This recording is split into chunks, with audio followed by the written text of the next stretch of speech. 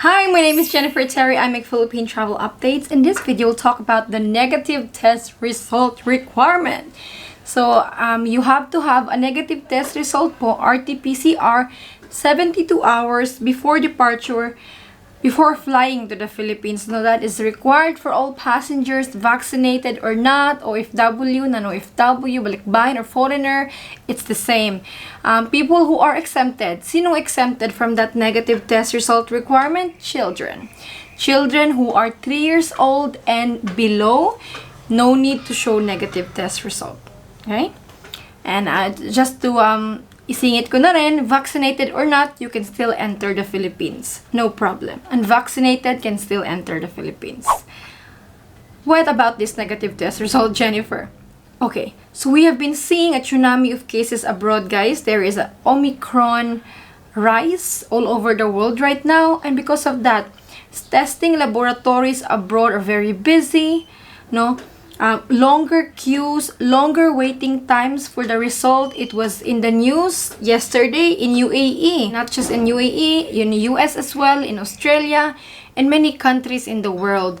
Travelers are left scrambling as Omicron surge delays COVID tests. Yan.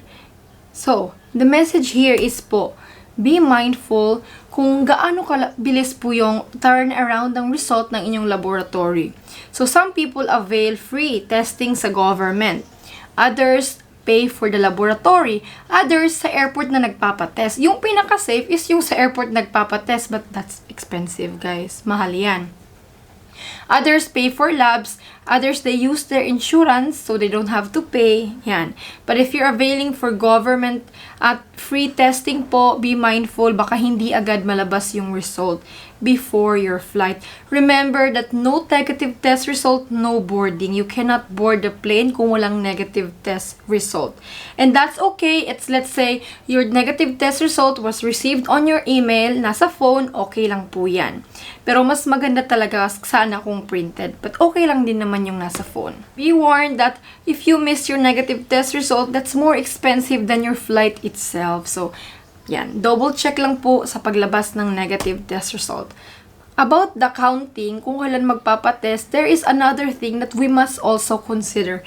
Layover. May layover ka ba? If your flight is direct, so for example, you're flying with Philippine Airlines, yan, diretso ka na sa Philippines, walang dadaan ng country, no problem. You have to comply only with 72 hours lang.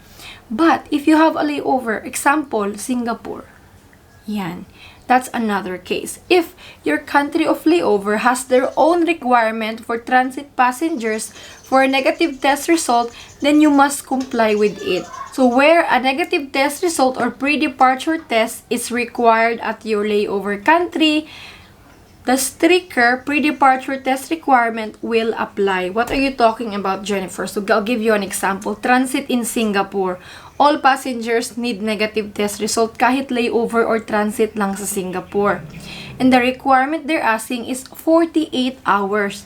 So 72 hours ang requirement ng Philippines, 48 hours sa Singapore. Where do you comply? You comply with the 48 hours. Itatanggapin pa ba yan sa Pilipinas, Jennifer? Yes po. Ang Pilipinas, within 72 hours, kahit nga 24 hours bago ang flight magpa-test ka, tatanggapin yan.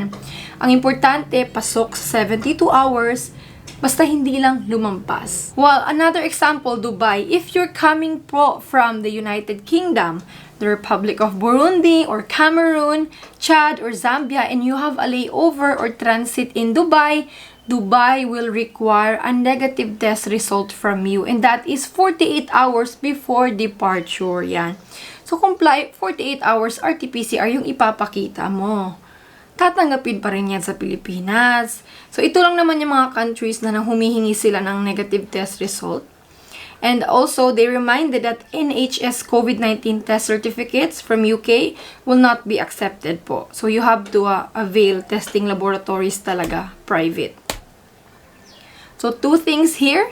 Make sure that you receive your result before your flight.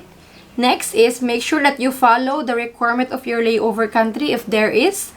And the next thing is, dapat talaga tayong pumasok doon sa 72 hours ba or sa 48 hours na requirement. Yung sa requirement ng layover country, guys, kung hindi kayo sigurado, you can check the website.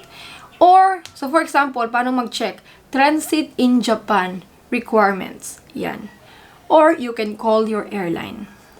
So, how to count the 72 hours or 48 hours? I have a easy trick on that. When is your flight? So, for example, your flight is January 10 minus 3. So, January 7, pwede ka na magpa-test. Pero, kailangan mag-apply ka sa oras. Kung ang oras ng flight mo is 10 a.m., so January 10, 10 a.m., January 10 minus 3, January 7, okay? So, sa oras, 10 a.m., we will give allowance, guys, 3 hours. It's better na magbigay ng allowance for any delays. And also, yung check-in time, diba? 3 hours to 2 hours before the flight. Mas okay na po yung may allowance. So, magbibigay tayo ng allowance na 3 hours.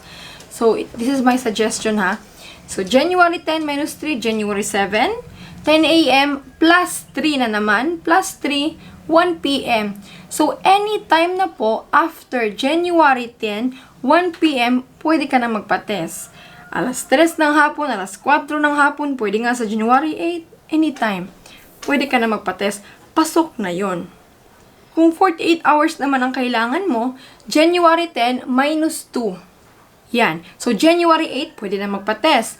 Tapos, yung oras ng papatest mo, pwede pa ding 10 a.m. plus 3, yan, 1 p.m. So, January 8, 1 p.m. One kababayan the other day was almost not able to board her flight because yung test result niya from CVS came in like 1 or 2 hours, 3 hours before her flight. So, that's nerve-wracking. No, we don't want that to happen to us. Please double check po with your laboratories. If you're availing free test, talagang, kung pwede, 2 beses ka magpa-test, just to be sure. While one kababayan got offloaded weeks ago dahil yung test result niya did not exactly say RT-PCR. So, yun yung the best guys sa RT-PCR talaga. It should exactly say right there. And it should mention kailan ka na-test at what time. So that airline crew can check it. Make sure to get RT-PCR, not antigen. RT-PCR po, PCR. I hope this video gave you an idea. I'll see you guys with another travel update. If you have any tips for those getting tested na, please comment down below po. Where did you get tested and how much did you pay? Please comment down below po and what country. So we can get, our kababayans can also get information. Let's help one another. I'll see you guys in safe flight to the Philippines. Bye.